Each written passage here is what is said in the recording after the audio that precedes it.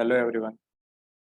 Last class में हमने Newton's laws of motion में टेंशन फोर्स के बारे में पढ़ा था। तो आज उसी के कुछ क्वेश्चंस को कंटिन्यू करेंगे और उसके बाद में हम जो है आगे नेक्स्ट थर्ड फोर्स के बारे में पढ़ेंगे।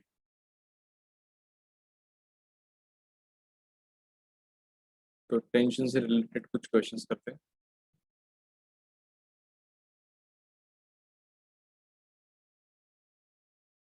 एक हॉरिजॉन्टल सरफेस और यहाँ पे एक पुली अटैच्ड है और इस पुली से एक मास m को जो 2 kg का है उसको यहाँ से अटैच किया हुआ है और ये स्ट्रिंग पुली के ऊपर से जाके यहाँ एक सेकंड पुली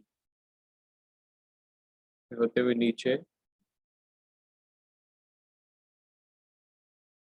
3 kg को सस्पेंड कर।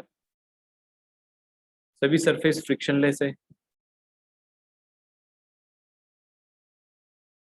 तो हमें ये बताना है कि इस सिचुएशन में जब इस सिस्टम को हम रेस्ट से छोड़ेंगे तो 2 kg और 3 kg का एक्सेलरेशन कितना होगा और इस स्ट्रिंग में टेंशन कितनी होगी। Question is find acceleration and tension in string.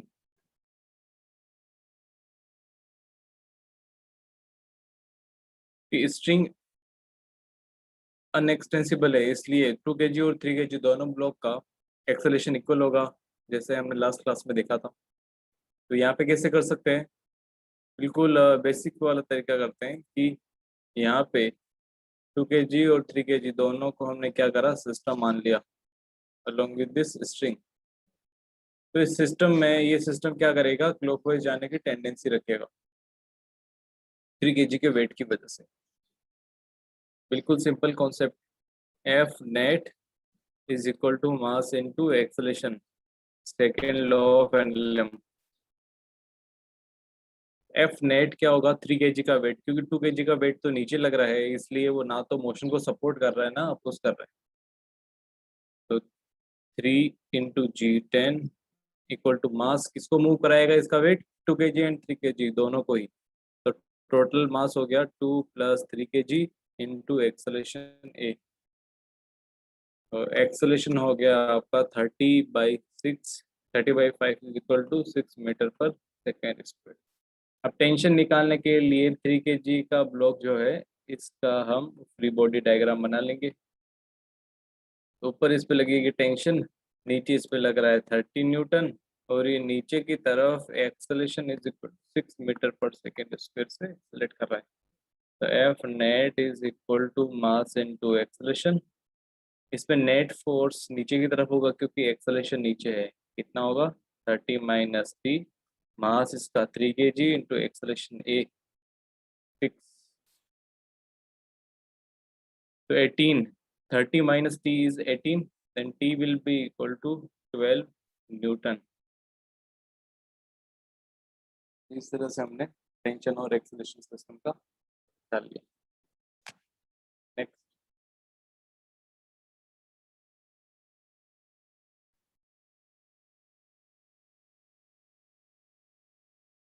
For example हमें क्वेश्चन इस तरह से दे रखा है कि एक स्ट्रिंग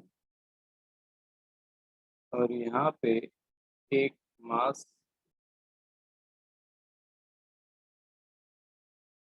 एक और पुली हो गया यहाँ पे।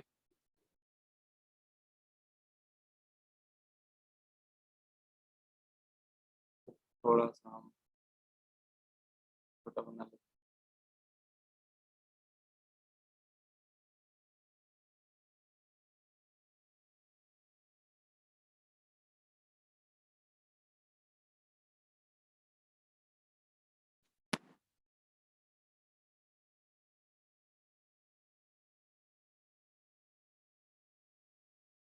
तो ये स्ट्रिंग इस तरह से आ रही है और ये तीनों स्ट्रिंग एक ब्लॉक से अटैच है। इसका मास है 4 kg और यहाँ पे ये ब्लॉक 2 kg का है। तो ऊपर वाली पुली जो है ये फिक्स्ड है और नीचे की जो दो पुलिस हैं वो मूवेबल है। तो हमें ये बताना है कि इन स्ट्रिंग्स के अंदर टेंशन कितना होगा। दूसरा में देखना है कि acceleration of 4 kg and acceleration of 2 kg का रेशियो क्या होगा,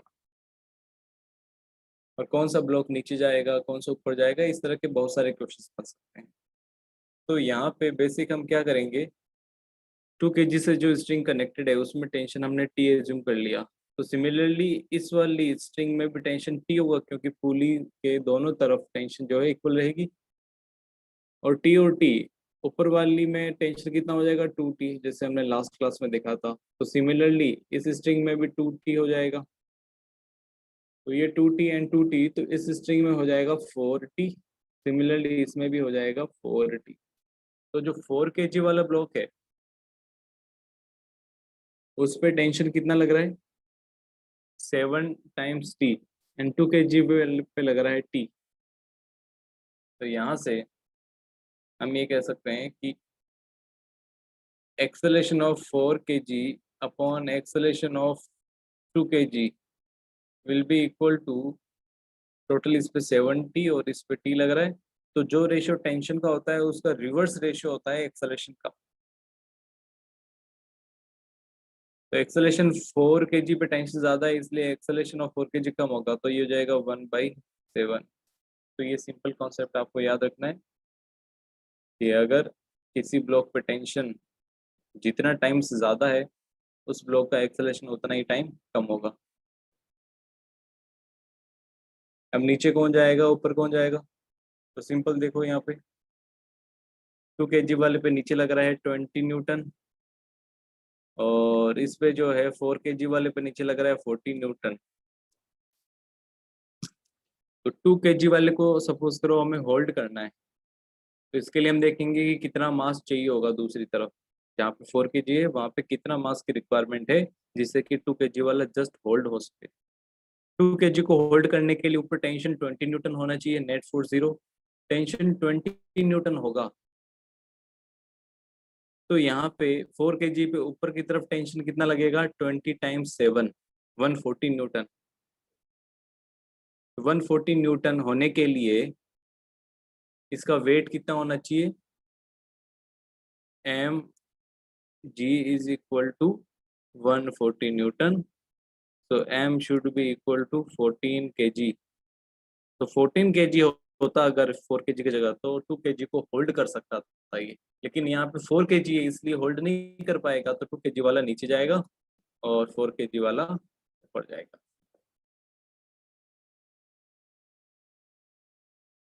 नेक्स्ट, तो ये हो गया टेंशन से रिलेटेड क्वेश्चंस।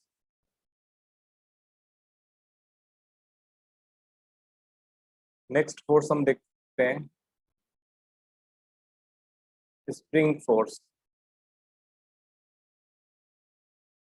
तो कांटेक्ट फोर्स के अंदर हमने दो फोर्सेस को पढ़ लिया है, first normal and second tension, third spring force. अब स्प्रिंग फोर्स किस तरह से एक्ट करता है और स्प्रिंग का जो है बिल्कुल बेसिक कॉन्सेप्ट क्या होता है। इमेजिन करो ये एक स्प्रिंग है,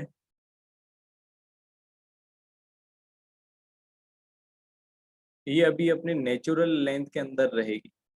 अगर इस पे बाहर से कोई फोर्स नहीं लगाया हुआ है तो नेचुरल लेंथ के अंदर रहने का इसका टेंडेंसी रहता है। अब इसके एक एंड को आप एक बॉल से अटैच कर दो और दूसरे एंड पे आप एक फोर्स लगाना शुरू करो एफ।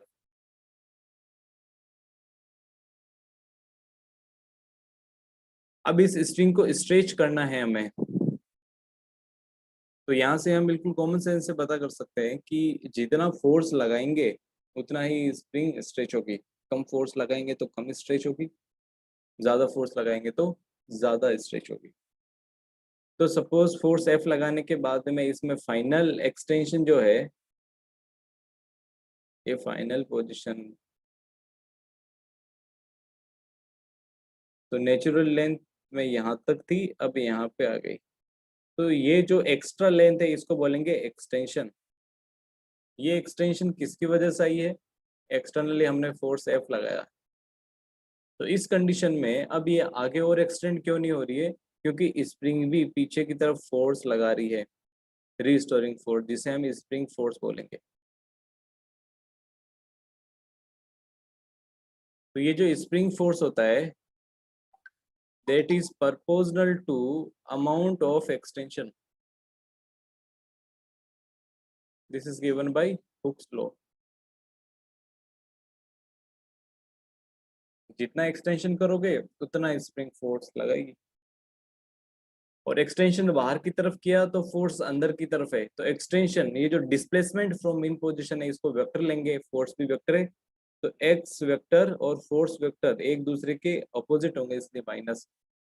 तो एफ स्प्रिंग वेक्टर जब लगाएंगे तो प्रोपोर्शनलिटी साइन हटाएंगे तो कांस्टेंट आएगा के और एक्स। ये जो के है इसको स्प्रिंग कांस्टेंट बोलते हैं।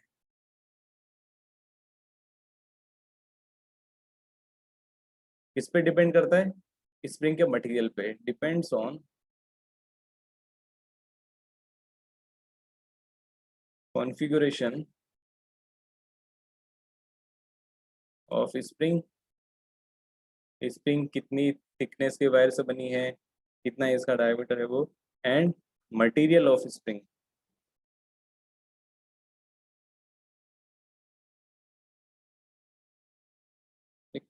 स्टील की बनी है, कॉपर की बनी है, उस मटेरियल पे भी डिपेंड करता है।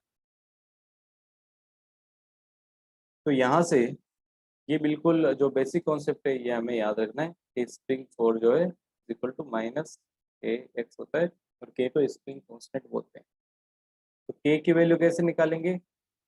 जो स्प्रिंग फोर्स है डिवाइड बाय डिस्प्लेसमेंट, ये हो जाएगा के।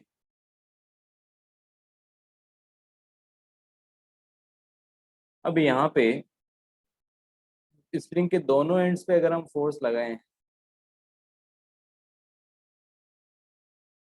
जिस स्प्रिंग का मास है एम एस एम स्प्रिंग, अगर आपने इसके लेफ्ट एंड पे F1 फोर्स लगाया है और राइट एंड पे F2 फोर्स लगाया है, इसमें अगर हमें पूछा है कि स्प्रिंग का एक्सटेंशन कितना होगा, और F1 और F2 में ज्यादा कौन होगा, तो स्प्रिंग को अगर हम सिस्टम माने तो स्प्रिंग पे न्यूटन के सेकेंड लॉ तो अगर हम रखें तो क्या हो जाएगा, मास इनटू एक्सेलरेशन, क्योंकि फोर्स अगर दोनों अलग अलग है तो एक्सेलरेट करेगी, जो भी एक्सेलरेशन है उसको ए एज्यूम कर लिया, mass into acceleration that will be equal to F net. Suppose F net हो जाएगा F2 माइनस F1, जो भी है इसका मॉड ले लेते हैं हम, हमें अभी नहीं पता F1 और F2 में से कौन ज्यादा है, उसके हिसाब से एक्सेलरेशन। तो ये हमारा इक्वेशन बन जाएगा। अब if mass of spring is negligible,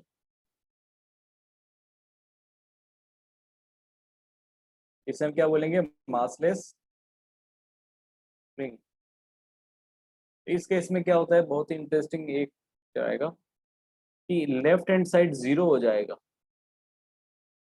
F2 minus F1 will B zero. तो यहाँ से हमें एक इम्पोर्टेंट रिजल्ट मिलता है कि F1 will be equal to F2 always, कि अगर स्प्रिंग मासलेस है तो रेस्ट पे है या एक्सेलरेट कर रही है, उसके दोनों एंड्स पे फोर्स जो है वो हमेशा इक्वल रहेंगे। तो ये एक इम्पोर्टेंट रिजल्ट हमें हमेशा याद रखना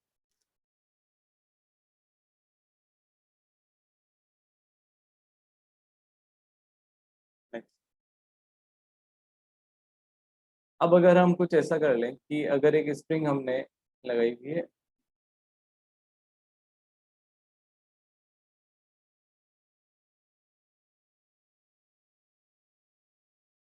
इस स्प्रिंग का नेचुरल लेंथ जो है, कि जब कोई फोर्स नहीं लगाया गया तब नेचुरल लेंथ कितना है, 2 मीटर।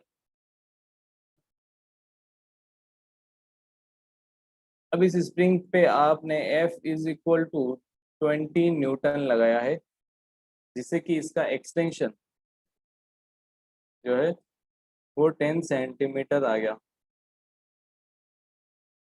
तो हमें बताना है कि स्प्रिंग का कांस्टेंट K कितना होगा।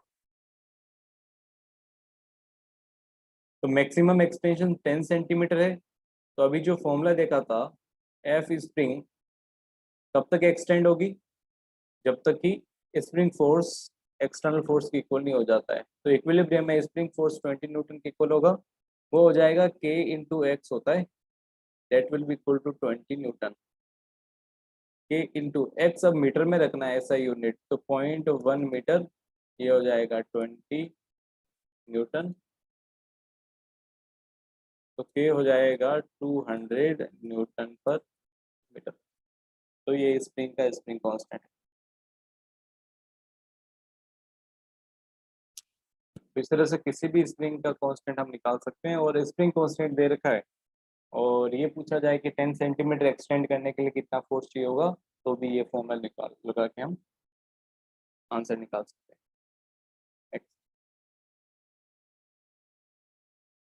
अब कई बार जो स्प्रिंग है उसको कट करने की रिक्वायरमेंट आती है। एक स्प्रिंग है, उसको हाफ लेंथ में कट कर दिया है, दो इक्वल उसके जो है पार्ट कर दिए, तो स्प्रिंग कांस्टेंट पे क्या फर्क पड़ेगा।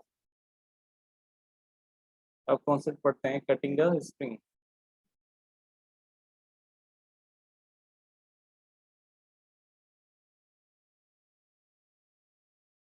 इमेजिन करो ये एक स्प्रिंग जिसका स्प्रिंग कांस्टेंट आपको दे रखा है के, और लेंथ दे रखी है एल। अब इस स्प्रिंग को आपने दो पार्ट्स में तोड़ दिया। आपने यहाँ से इसको कट किया, तो एक बड़ा एंड, ये बड़ी स्प्रिंग बन गई, और एक छोटी स्प्रिंग जो है हमें मिली। इस स्प्रिंग की लेंथ जो है वो एल डैश अज्यूम कर लो, या L1 इसको मान लो। इसकी लेंथ L2, इसका स्प्रिंग कांस्टेंट K1 हो जाता है और इसका स्प्रिंग कांस्टेंट K2 हो जाता है। तो यहाँ से हमें, क्योंकि एक ही स्प्रिंग की लेंथ को चेंज किया गया है, इसलिए सिंपल हमें एक फैक्ट याद रखना है कि किसी भी स्प्रिंग का K एंड उसकी लेंथ L वो है कांस्टेंट रहता है हमेशा।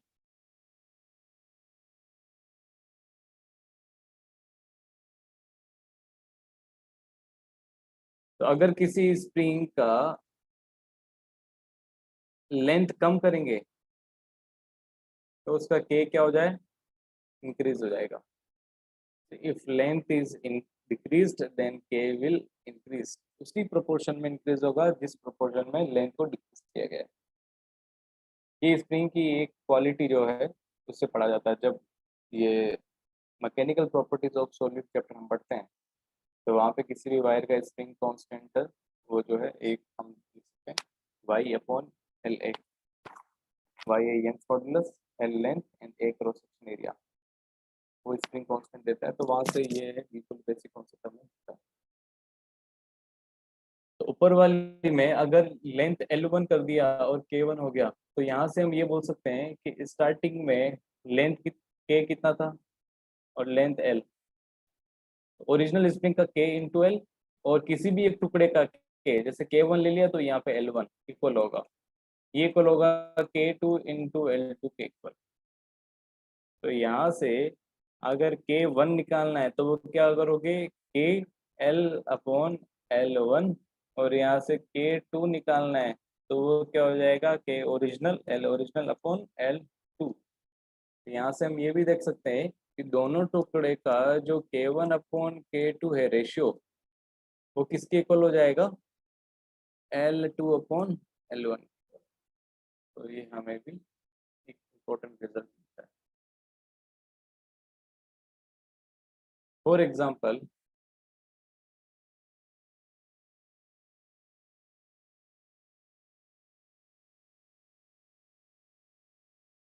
इस स्प्रिंग का K हमें दे रखा है 200 न्यूटन पर मीटर, और इसका लेंथ दे रखा है 80 सेंटीमीटर। अब इस स्प्रिंग को आपने दो पार्ट में तोड़ दिया।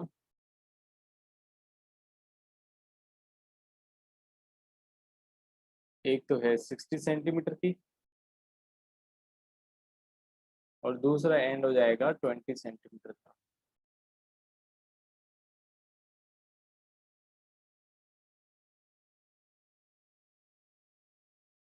इन दोनों स्प्रिंग जो 60 और 20 सेंटीमीटर वाला है, इनका स्प्रिंग कांस्टेंट बताना है। तो ओरिजिनल का spring constant K into L क्या हो जाएगा, K1, इसका K1 एज्यूम कर लो, इसका K2 एज्यूम कर लो। तो K1 इंटू L1, K कितना है 200, L कितना है 80 सेंटीमीटर, K1 इंटू L2 कितना है 60 सेंटीमीटर। तो दोनों लाइन सेंटीमीटर में है, इसलिए यूनिट चेंज करने की जरूरत नहीं है। तो यहाँ से K1 आ जाएगा आपका 800/3 न्यूटन पर मीटर। उसी तरह से K इंटू एल हो जाएगा K2 इंटू L2, K है 200, L है आपका 80 सेंटीमीटर, K2 हो जाएगा, L2 आपका दे रखा है 20 सेंटीमीटर। तो K2 क्या हो जाएगा, ये आपका हो जाएगा 800 न्यूटन पर मीटर। तो देखो छोटे वाले टुकड़े की लेंथ 1/4 कर दी है, इसलिए उसका K जो है ओरिजिनल का 4 टाइम्स हो जाएगा। और जो बड़ा वाला टुकड़ा है उसकी लेंथ 60/80 यानी 3/4 हो गई है ओरिजिनल का, 75% ओरिजिनल का, इसलिए इसका K क्या हो जाएगा, 3/4 का उल्टा हो जाएगा 4/3 टाइम्स। तो 4/3 इंटू 200 होता है 800/। तो यही मतलब होता है कि जिस प्रोपोर्शन में लेंथ कम होगी उसी प्रोपोर्शन में K इंक्रीज हो जाता है। तो ये बात हमें याद है।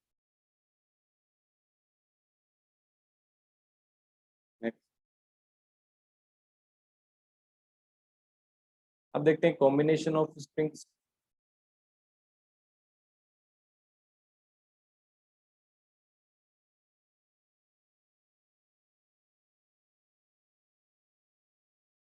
First, series combination.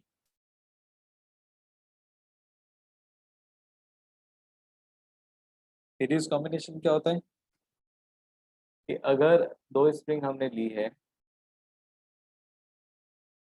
Spring constant K1 और दूसरी स्प्रिंग K2, उसको इसके पीछे ही आपने अटैच कर दिया है।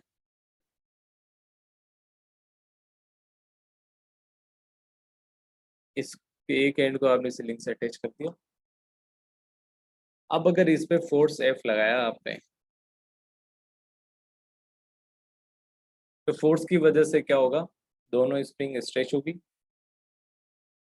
फाइनल कंडीशन जो है वो सपोज इस तरह से बन जाती है कि K1 को थोड़ा स्ट्रेच कर दिया और K2 को थोड़ा स्ट्रेच कर दिया। अब एक्सटेंशन इन K1 क्या होगा, जैसे K1 इतना स्ट्रेच हो गया तो इसमें X1 एक्सटेंशन आ गया और K2 में एक्सटेंशन आ गया X2। सिंपल, हमें बिना बनाए अगर हम देख लें, इसमें जो एक्सटेंशन है वो X2 है। जैसे स्प्रिंग 1 5 सेंटीमीटर एक्सटेंड होगी, स्प्रिंग 2 जो है वो 7 सेंटीमीटर एक्सटेंड होगी फॉर एग्जाम्पल। ये फाइनल कंडीशन में, इक्विलिब्रियम में। तो इनका इक्विवेलेंट अगर हमें देखना है, इन दोनों स्प्रिंग्स को हटा के, जैसे K1 एंड K2 अलग अलग स्प्रिंग है, इन दोनों को हटा के अगर हम एक सिंगल स्प्रिंग से रिप्लेस करें, इसकी लेंथ कितनी होनी चाहिए, इन दोनों की लेंथ का टोटल। जैसे इसका लेंथ है L1, इसका लेंथ है L2, तो इसकी लेंथ है L1 plus L2। Spring constant L equivalent हो गया, स्प्रिंग कांस्टेंट K हो जाएगा K इक्विवेलेंट। इक्विवेलेंट का मतलब क्या है, अगर इसी स्प्रिंग पे उतना ही फोर्स लगाया जाए जितना इस कॉम्बिनेशन पे लगाया गया था, तो अब टोटल एक्सटेंशन जो है वो सेम रहना चाहिए। फाइनल पोजीशन में फोर्स लगाने के बाद में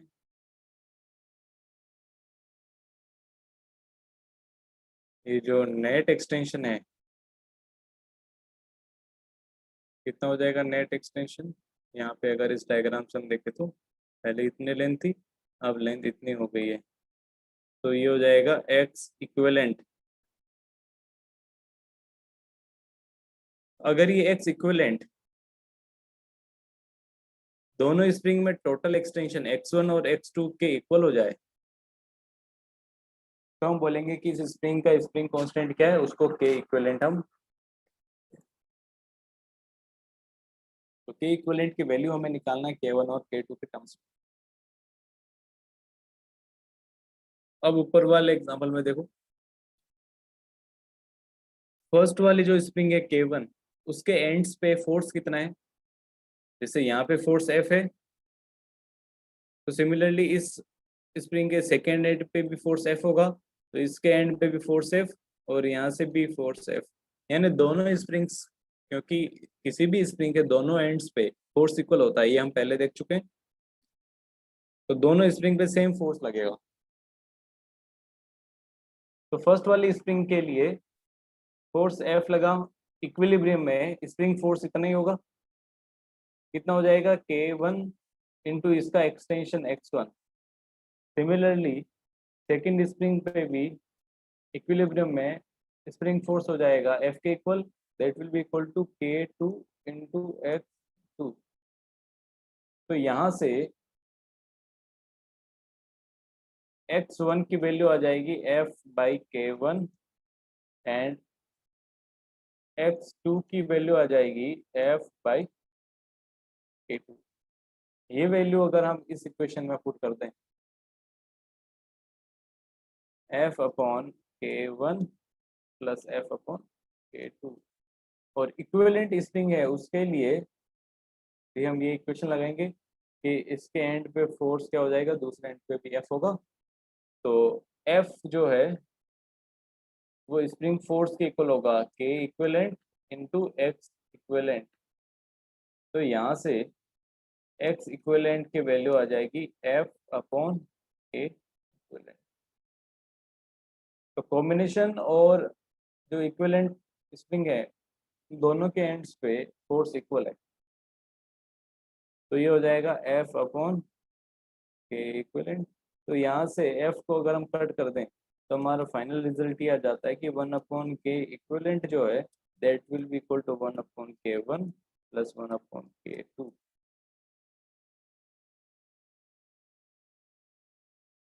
तो हम ऐसे भी लिख सकते हैं k equivalent equal to k1 k2 upon k1 plus k2। अगर दो से ज्यादा स्प्रिंग्स को हम सीरीज में लगाते हैं तो क्या होता है, if more than two springs are in series,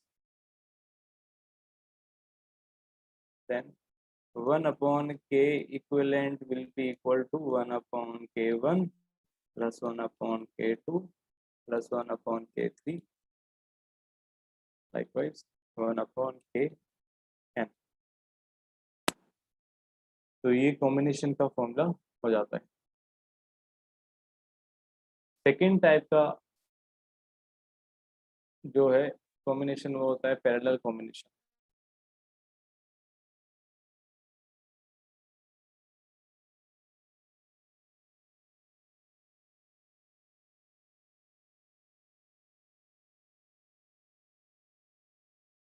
parallel combination में स्प्रिंग्स को किस तरह से अटैच करना है, जैसे फर्स्ट स्प्रिंग ये जिसका स्प्रिंग कांस्टेंट k1 है और सेकेंड स्प्रिंग जिसका स्प्रिंग कांस्टेंट k2 है, इन दोनों के आगे वाले एंड्स को हमने कॉमन अटैच कर दिया,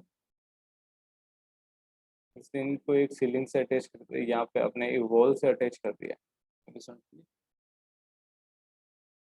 और दूसरे एंड्स को आपने क्या किया है, एक कॉमन वायर से अटैच करके और उसके रिजल्टेंट जो एंड है उस पे आपने अब फोर्स एफ लगाया है।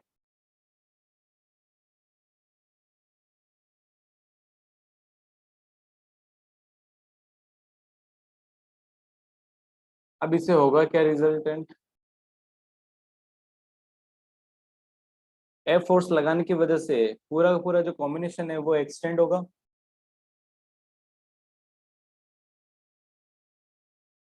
तो फर्स्ट वाली स्प्रिंग को एक्सटेंडेड पोजीशन में ये बना दिया, सेकंड वाली स्प्रिंग को भी एक्सटेंडेड पोजीशन में नहीं बना दो, क्योंकि पैरेलल में है इसलिए दोनों स्प्रिंग का एक्सटेंशन जो है वो सेम रहेगा।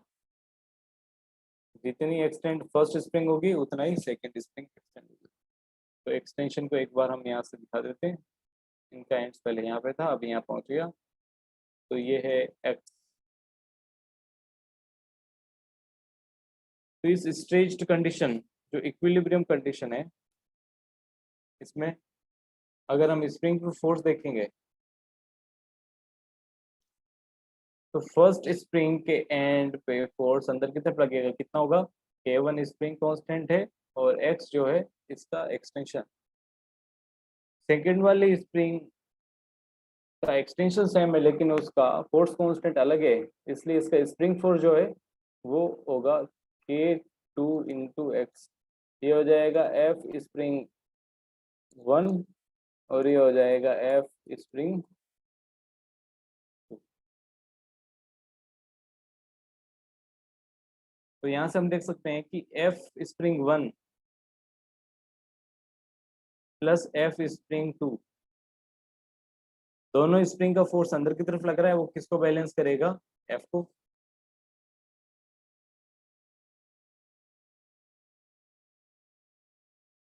तो यहाँ पे K1 एक्स प्लस इसका हो जाएगा K2 x is equal to f. तो यहाँ से K1 प्लस K2 की वैल्यू हो जाएगी एफ बाई एक्स। अब इसके इक्विवेलेंट एक स्प्रिंग हम ड्रॉ करते हैं। इन दोनों स्प्रिंग्स को हटा के अगर हमने उतनी लेंथ की एक सिंगल स्प्रिंग ले ली जिसका K है K इक्विवेलेंट, अब इसके एंड पे अगर उतना ही फोर्स लगाया जाए F, तो फाइनल कंडीशन में स्ट्रेच होने के बाद में अब इसका जो टोटल एक्सटेंशन है वो उतना ही होना चाहिए जितना उन दोनों स्प्रिंग का था। तो इसका एक्सटेंशन जो है वो भी x होगा, तभी इस स्प्रिंग को हम इक्विवेलेंट बोलेंगे। तो उतना फोर्स लगाया और इक्विलिब्रियम में सिमिलर एक्सटेंशन आया इसमें। तो k इक्विवेलेंट कितना होगा, तो इस स्प्रिंग के लिए अगर हम स्प्रिंग का जो फॉर्मूला लगाएं तो F स्प्रिंग अंदर की तरफ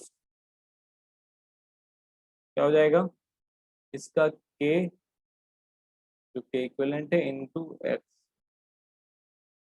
ये किसके इक्वल होगा, एक्सटर्नल फोर्स के इक्वल इक्विलिब्रियम में। तो यहाँ से K इक्विवेलेंट हो जाएगा F बाई एक्स की वैल्यू। एक इक्विलिब्रियम जो आपका जो इक्विवेलेंट है वहां से इक्वेशन आ गई, दूसरी इक्वेशन इनके कॉम्बिनेशन से आई, इक्वल फोर्स लगाने पे इक्वल एक्सटेंशन आया। तो इन दोनों को जब कंपेयर करेंगे इक्वेशन 1 एंड इक्वेशन 2 से, तो हमें मिलता है K इक्विवेलेंट जो होगा that will be equal to K1 plus K2। तो पैरेलल में हमें क्या करना है कि इक्विवेलेंट स्प्रिंग कांस्टेंट के लिए दोनों स्प्रिंग के स्प्रिंग कांस्टेंट्स को ऐड कर देना है।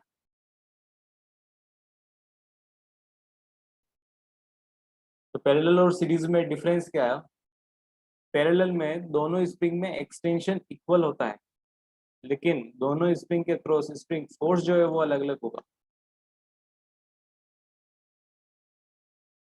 सीरीज कॉम्बिनेशन में क्या होता है, दोनों स्प्रिंग का एक्सटेंशन अलग अलग होगा, इसका x1 और इसका x2, बट दोनों स्प्रिंग के क्रॉस जो फोर्स है वो इक्वल है।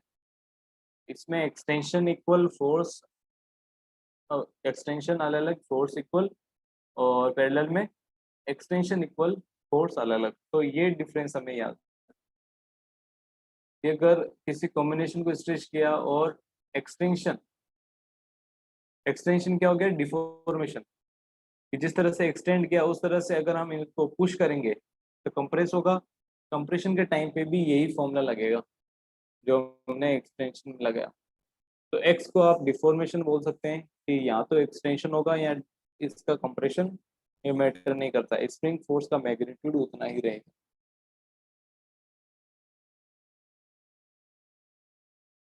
तो इस इंफॉर्मेशन का यूज करके अगर दो से ज्यादा स्प्रिंग,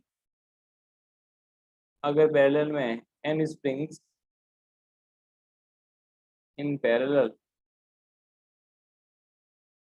देन के इक्विवेलेंट क्या हो जाएगा, K1 plus K2 plus K3 plus K4, इस तरह से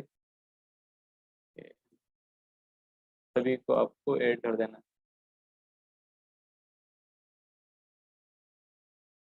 नेक्स्ट, अगर एक्सटेंशन ऐसा है कि ये एक ग्राउंड बना रखा है, ग्राउंड सरफेस, और यहाँ पे दूसरी तरफ भी एक सीलिंग है, ये एक बॉल, और यहाँ से एक स्प्रिंग लिया,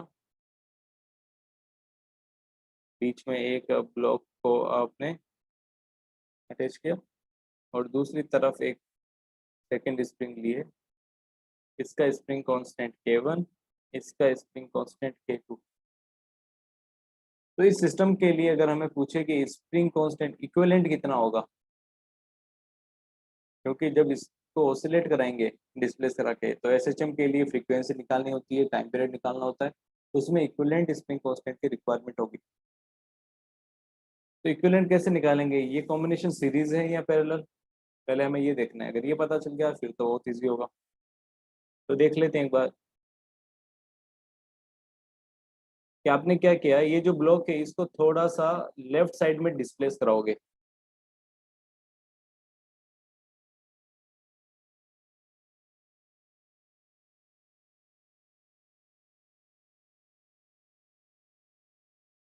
तो ये ब्लॉक लेफ्ट साइड में आ जाएगा, फर्स्ट स्प्रिंग कंप्रेस होगी,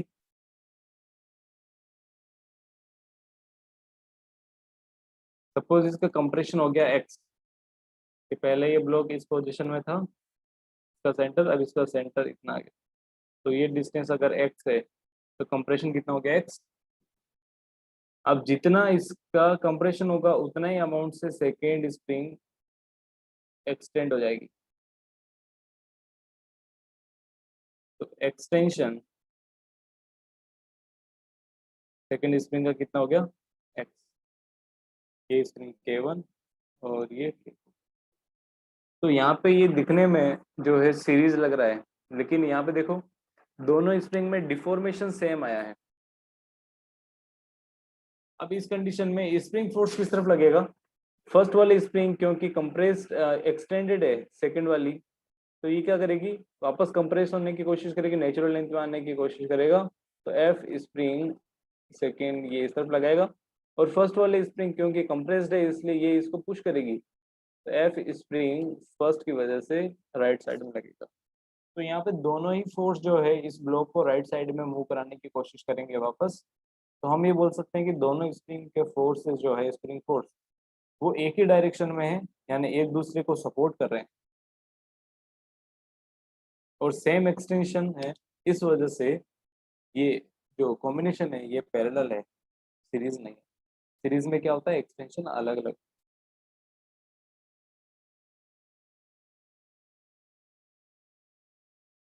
तो हम बोलेंगे सेम डिफॉर्मेशन, तो कॉम्बिनेशन इज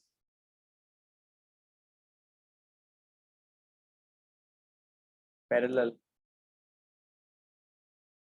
पैरेलल इसलिए के इक्विवेलेंट कितना हो जाएगा, K1 प्लस K2। और जब आगे एसएचएम चैप्टर पढ़ेंगे तो उसमें इसका टाइम पीरियड टी निकाला होता है, टाइम पीरियड ऑफ एसएचएम। वो होता है 2 pi root m/k, 2 pi root m, और k की जगह क्या रखोगे, k इक्विवेलेंट, k इक्विवेलेंट हो जाता है k1 प्लस। तो स्प्रिंग को कट करने पे उस पर क्या फर्क पड़ता है, और दो स्प्रिंग्स को अगर हम कॉम्बिनेशन में लगाएंगे तो क्या फर्क पड़ेगा, तो हमने देख लिया। नेक्स्ट, अब हम देखते हैं किसी स्प्रिंग को अगर वर्टिकल पोजीशन में लगाया तो इस कंडीशन में,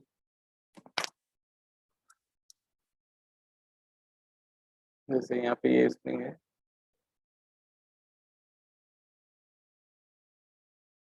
और इसके नीचे आपने मास m अटैच कर दिया, और अभी ये अपनी नेचुरल लेंथ के अंदर है, आपने इसको नीचे से पकड़ के रखा है तो ये सपोर्ट देके, अब इसको आपने एकदम से छोड़ दिया तो ये क्या करेगा, मास की वजह से तो नीचे mg लग रहा है, इस वजह से स्प्रिंग एक्सटेंड होगी, और इस कंडीशन में आ गया,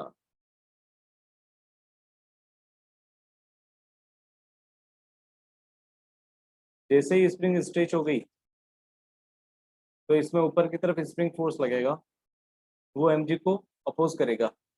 तो इक्विलिब्रियम पोजीशन यानी कि जब m पे नेट फोर्स 0 हो जाए, तो जैसे ये इक्विलिब्रियम पोजीशन बना दिया, इस पे नीचे की तरफ mg लग रहा है, और ऊपर की तरफ f स्प्रिंग लगेगा k इंटू एक्स, और इक्विलिब्रियम पोजीशन है इसलिए k इंटू एक्स हो जाएगा mg के इक्वल, और x इक्विलिब्रियम वो क्या हो जाएगा, mg/k। तो ये है स्प्रिंग का एक्सटेंशन इन इक्विलिब्रियम पोजीशन। इसको आप ए और इसको बी जो है हम अलग अलग पोजीशन, अब ए पे यहाँ पे रेस्ट पे था, जब ए से बी की तरफ जा रहा था तब mg जो है स्प्रिंग फोर्स से ज्यादा था इसलिए नीचे आ रहा है, तो नेट एक्सेलरेशन नीचे की तरफ था, ए से बी के टाइम पे जो मोशन था स्प्रिंग का वो एक्सेलरेटेड मोशन था, इस ब्लॉक का नीचे की तरफ एक्सेलरेट कर रहा था, तो इस कंडीशन पे ब्लॉक की वेलोसिटी नीचे की तरफ होगी v। अब इसके बाद में क्या होगा, mg तो वही रहेगा, और वेलोसिटी v की वजह से ब्लॉक और ज्यादा नीचे जाएगा, यहाँ पे रुकेगा नहीं, और ज्यादा नीचे जाएगा तो एक्सटेंशन बढ़ेगा, इसलिए स्प्रिंग फोर्स अब mg को जो है ये इससे ज्यादा हो जाएगा mg। तो नेट फोर्स ऊपर होगा, वेलोसिटी नीचे, नेट फोर्स ऊपर, तो अब मोशन कैसा होगा, डिसलरेटिंग मोशन। डिसलरेटिंग मोशन में वेलोसिटी डिक्रीज होती है, इसलिए हम बोल सकते हैं कि यहाँ पे जो वेलोसिटी है वो मैक्सिमम वेलोसिटी है। तो एक बार ये देखते हैं कि मैक्सिमम इसमें एक्सटेंशन कितना होगा, तो अब ये स्प्रिंग और ज्यादा नीचे की तरफ जाएगी,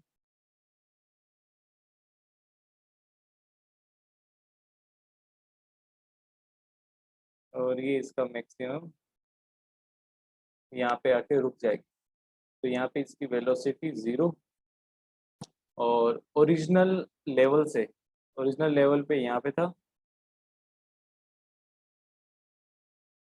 तो यहाँ से यहाँ तक ये जो है क्या हो गया, एक्स इक्विलिब्रियम। अब इस कंडीशन में मैक्सिमम जो एक्सटेंशन है ये हो गया एक्स मैक्सिमम।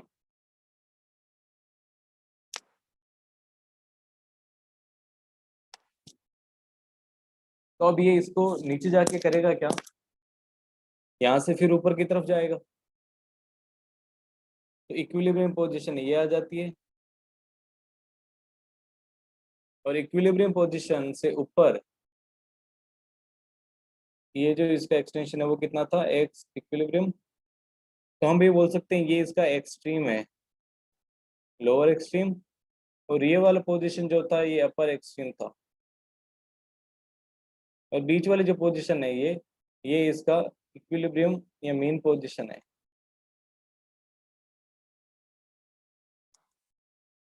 तो एसएचएम में मेन पोजीशन से ऊपर की तरफ जो डिस्टेंस होता है उसको एम्पलीट्यूड बोलते हैं।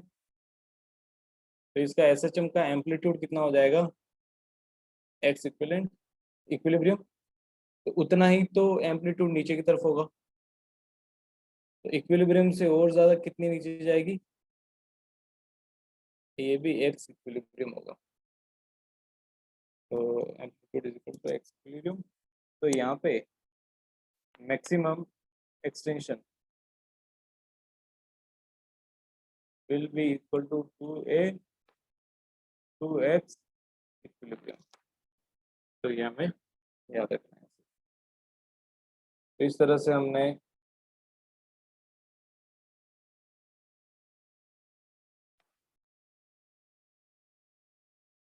यहाँ से हमें ये पता चल जाता है कि जो मैक्सिमम एक्सटेंशन है वो 2 टाइम्स एक्स इक्विलिब्रियम होगा।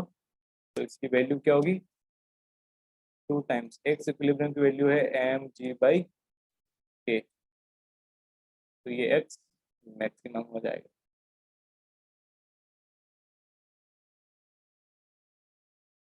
तो यहाँ से अभी स्प्रिंग का वर्टिकल जो मोशन है वो हमने देख लिया, इनका जो है कॉम्बिनेशन वो हमने देख लिया। अब हम देखते हैं कि कुछ अगर हमने पुलिस के साथ स्प्रिंग को अटैच कर दिया है, बहुत सारे क्वेश्चन ऐसे भी आते हैं कि ये एक सिस्टम दे रखा है हमें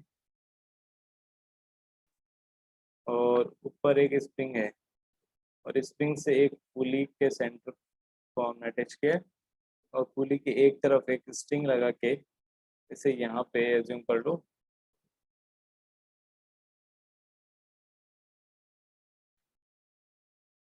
ये आपने ग्राउंड से अटैच कर दिया और दूसरी तरफ ये एक ब्लॉक एम को अटैच कर दिया। अब इस ब्लॉक एम को अगर आपने एक्स अमाउंट नीचे डिस्प्लेस किया है या फिर इसमें अगर हमें पूछ लिया जाए कि इसका एक्सटेंशन कितना होगा, एक्सटेंशन ऑफ स्प्रिंग बताना। तो इक्विलिब्रियम कंडीशन में एम पे नीचे एम जी लगेगा और ऊपर लगेगा फोर्स टी। यहाँ पे टी है टेंशन, तो इस स्ट्रिंग में इस तरफ भी टी लगेगा। और क्योंकि पुली मासलेस है, अगर कुछ नहीं दे रखा है तो मासलेस हमें आइडियल सिचुएशन माननी है। तो ऊपर इसमें टेंशन कितना हो जाएगा, 2 टाइम्स टी। तो इस 2t की वजह से स्प्रिंग एक्सटेंड होगी। तो 2t जो है that will be equal to spring force k into x. जैसे स्प्रिंग कांस्टेंट इसका के बोल रखा है, तो यहाँ पे x कितना हो जाएगा, 2t बाई के। और t की वैल्यू है mg के इक्वल, इक्विलिब्रियम में है तो ये t is equal to mg। तो यहाँ से x की वैल्यू हो जाएगा 2mg बाई। अब इसका एक दूसरा फॉर्मेट देखते हैं कि अगर हमें इस तरह से दे रखा है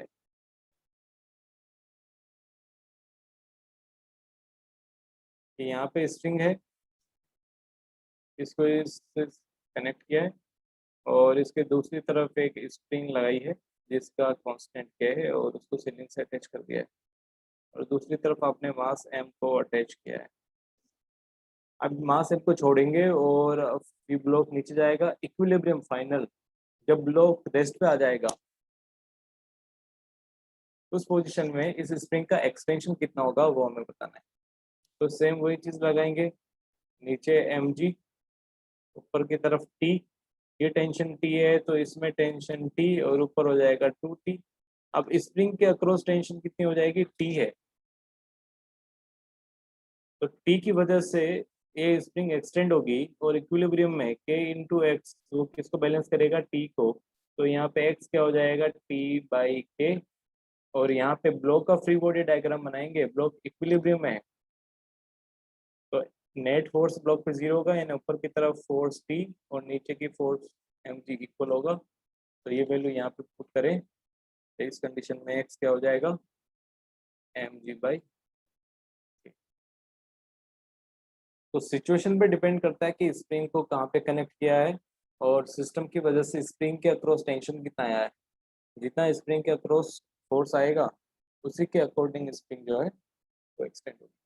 नेक्स्ट,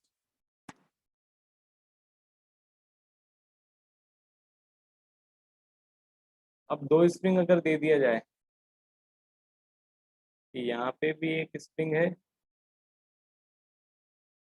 और ये पुली से हमने अटैच किया है और ये भी एक स्प्रिंग और दूसरी तरफ मास एम को आपने अटैच कर दिया। दोनों स्प्रिंग सेम है, दोनों का स्प्रिंग कांस्टेंट के और के है। तो दोनों स्प्रिंग में एक्सटेंशन कितना आएगा इक्विलिब्रियम में, ये हमें बताना है। तो सेम कॉन्सेप्ट इस पे लगाएंगे। एम जो है इक्विलिब्रियम पे, इसमें नीचे की तरफ फोर्स एम, ऊपर की तरफ टी लगेगा। तो यहाँ पे टी किसके इक्वल है, एम जी के इक्वल हो जाएगा। अगर ब्लॉक एम का फ्री बॉडी डायग्राम बनाएंगे तो ये हमें रिजल्ट मिल जाता है। नेक्स्ट, इसमें टेंशन टी, तो यहाँ पर भी टी आएगा और यहाँ पे आएगा 2t। तो जो नीचे वाली स्प्रिंग है उसके अक्रॉस टेंशन टी है और लोअर स्प्रिंग, ये क्यों एक्सटेंड होगी लोअर स्प्रिंग, टी की वजह से। तो फाइनल में पोजीशन में एक्सटेंशन के बाद में स्प्रिंग फोर्स क्या हो जाएगा, के इंटू एक्स, वन बोल दो इसको एक्सटेंशन। ये किसके इक्वल हो जाएगा, टी, टी है एम जी के इक्वल। तो यहाँ से एक्स वन हमारा आ जाएगा mg/k। और जो ऊपर स्प्रिंग है उसकी वजह से क्या होगा, और अपर स्प्रिंग